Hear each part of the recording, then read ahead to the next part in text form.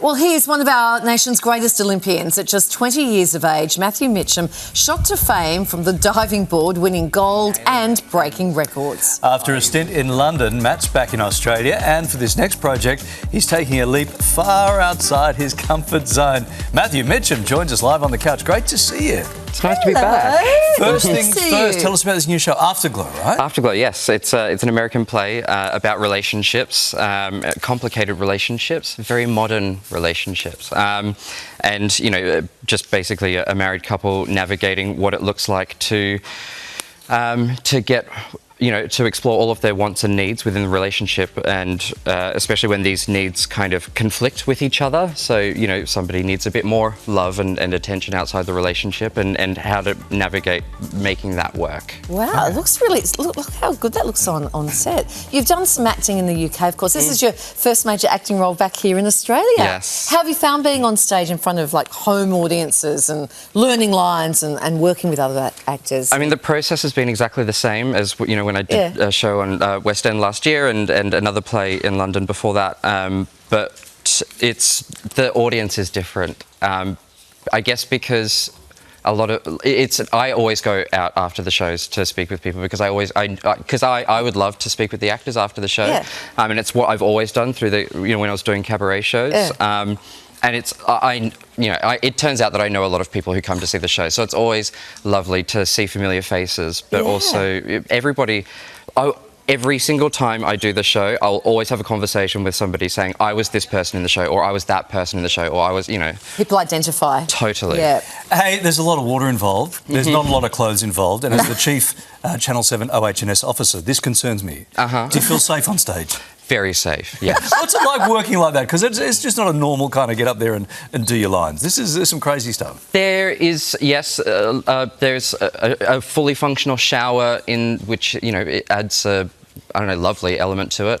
There's also a lot of skin, but it's not the first time I have been fully nude on stage either. I did that in West End last year, so it's just... you know, it's a kind of a bait and switch. So we get, you know, people in with the tantalising, like, ooh, naughty, naughty kind of nudity.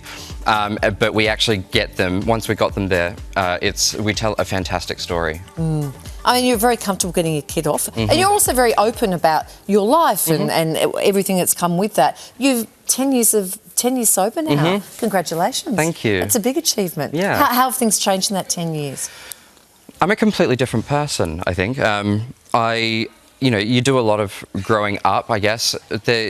When you're medicating, when you're escaping, you know, reality in life, you're also kind of stunting your development as a person. And so, so I guess I feel like I've done a lot of growing up in the last 10 years.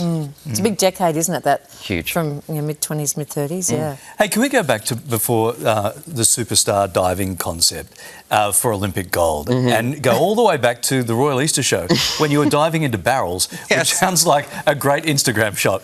We couldn't find a photo of that. But was something... I don't know if they exist. Was it something like...